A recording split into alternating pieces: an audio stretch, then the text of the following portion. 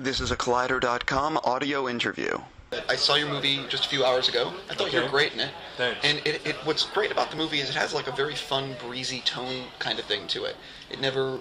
Was that when you were told about the film, was that what you guys were aiming to go make? Was like this kind of... Absolutely. Yes. Yeah, I mean, actually, I was part of developing this screenplay. So I've been with the project from the ground up. And that was hopefully what we were trying to do with Henry's Crime, is just kind of tell this, I guess it's kind of like an existential romantic comedy caper movie. Totally. When you talked about how long you've been working on this project, it seems like Hollywood has really begun to go through a paradigm shift in terms of financing, in terms of the availability of credit, just all that stuff. Yet you're an A-list actor, and you guys don't have distribution yet. That's correct. Yeah. You haven't sold the movie yet. Yeah. Can you talk a little bit about how the industry has changed over the last few years, even for you? Yeah, I mean, to me, it's like, I don't know if it's I just think of it as about 5 years ago I decided to, or not, probably longer than that, 7 years ago I decided to try and develop my own material. And here we are in 2010, making this film in 2009, having a script, trying to raise the money and go independently, to me was really not out of circumstances, but trying to have another way of performing and getting material. And in this quote-unquote new environment, yeah, you don't have, as soon as you're independent, you don't, that's part of what an independent movie is.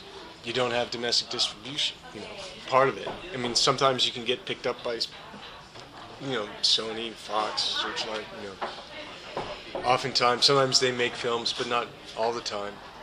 And, I don't know, to me it's just another way to make a movie. Well, something about I'm a big fan of your work, and something about you that I don't think you really talk about the way you sort of prepare. I haven't read any interviews with you about like the way you prepare for your movies, or the research, or things like that. And also, like, are you a fan of a lot of takes or a little bit of takes? And I sort of wanted, if you don't mind, talking a little bit about your preparation as an actor. How are you as an actor in terms of how important is rehearsal for you, and how important are multiple takes? Yeah, takes are good. If you have, like on Henry's Crime, sometimes you get 2 or 3 takes. A little different than Day the Earth Stood Still, or other. Yeah, where you might films. get 12 if you want. Right, totally. I mean, you're boarded differently. The amount of page count that you have to do a day is different. But there's never enough time, and there's never enough money, and it's circumstance. And for me, it's really the most takes I've ever had have been on action sequences in the Matrix films. Where you're just trying to get what I called super perfect, and we had a chance to do that. To me, it's just like with Henry's Crime, you have to really kind of know. We rehearsed the theater stuff, trying to get the blocking of the plays. Went in on the weekends and stuff to try and get that right. You just kind of prepare. Do you sometimes want more takes? Yeah. But then sometimes the process is you're supposed to not have takes. It gets a little zen out there. Well, how were you with, obviously, how involved were you with the other castings? James Caan, Vera, the other Fisher? Could you talk a little bit about, because you've been with the project for so long, did you envision these people in these roles for a long time? Or did the financing all of a sudden happen, and then you're like, okay, let's go get people? Well, we had the financing with me, and we didn't have any other financing issues because of the scale of the film. We didn't have to go cast another movie star, But we were lucky that James Caan responded to the material, and Vera loved the script, and so that was great. Totally. And they're such excellent actors. I thought they enjoyed the roles.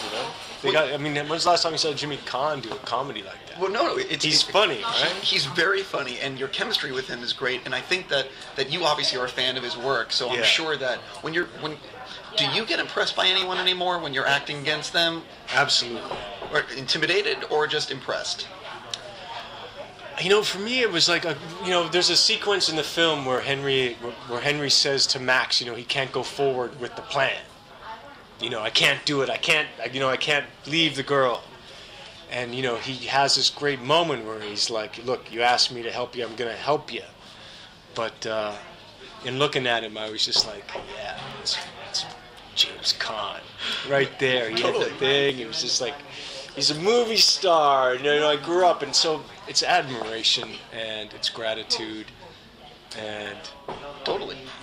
For you, when your friends know you're working against Caan, James, is that the kind of thing where they're like, hey, maybe I'm going to visit you on this shoot? Yeah, except I don't let anybody come visit me on the shoots. But did anyone visit on this? No. But we had some table reads. James was really cool about coming to my house and doing a table reading of the script. He's an old school guy. It's like whatever it takes. I would be very happy to have him come to my house to do a table read. Yeah, it was awesome. Like, clear the schedule, I can do it. Yeah, it was awesome. I definitely, I wanted to touch more on the preparation process for even other roles that you've done. What's like the most you've ever done, or the most you remember doing for any preparation for any of your roles? Are you talking about time, or are you talking about... Well, some actors I've spoken with say that as soon as they get the script, they are on it. They are really ripping it apart, figuring it out. Like Chris Cooper talks about that. He mentioned to me that he really rips it apart. Sure. So I'm just curious for you, is it like, you start putting your head in front of it like a month before shooting, or are you as soon as you can breaking it down? Oh, yeah. I think, I start with as soon as, if it's up to me, if it's a role that I've been offered, or if it's any project, I kind of say, okay, well, the why of making it, and why make it, and so if there's an answer to that why, then I'll go forward, and then just trying to do the script work that Chris is talking about, like understand who I am and who other characters are and what's my place in the story. You have different obligations as an actor sometimes. Like if you look at, for me, like a performance in Something's Gotta Give, right? Totally. Diane Keaton and Jack Nicholson. My role there, it's basically I'm not the lead singer, right? Totally. But I'm not the chorus. But I have to do something. I have to bridge a relationship to the whole film and to these characters. I have to play my part, which would be a different kind of way than, say, of what I have to do in The Day the Earth Stood Still, or something like, to go way back, like The Devil's Advocate. It's a different kind of presence and presentation. And then just trying to familiarize myself with whatever the character does. If there's some kind of job, or try and find, the headspace. What are the emotional parameters, concerns? What are they thinking? Basically, what are they thinking? What are they feeling? What are they doing? Totally. And then trying to figure out as much as you can. And then after this, someone says action, you don't know what's going to happen. Totally. I'm running out of time with you, so I just want to sort of quickly ask you about you were attached to Cowboy Bebop for a little while. Any update on that? Once this, I haven't heard anything back. They turned in the script, and it was very expensive, and I don't know if they're gonna, it would have cost like $500 million to make that script, so I don't know where it's at right now. 47 Ronin. 47 Ronin. Hopefully, we're gonna make. Well, Carl, is he going to still be on it? Yeah. So is it, like, creeping forward, or is it an express train forward? I think it's a creeping express train. Okay, I accept that. Which means that they've done pre-production, we're still working on the script, they're doing pre-viz, location scouts, book stages, ready to go. Totally. Ah! No, I totally get it. It's a bullet train in waiting. What about Passengers? Passengers is a spaceship in waiting. That's an interesting enough. Well, let me ask you this question. What do you... I know you just started filming something, Generation Now. Yeah, so how's that going? And so 2 days in, and great. For people who don't know, and they're going to kill me if I keep on going or whatever, could you talk a little bit about what it's about for people that aren't familiar? Yeah, it takes place over basically 24 hours. You follow this character named John who... basically, it's the relationship between him and two call girls.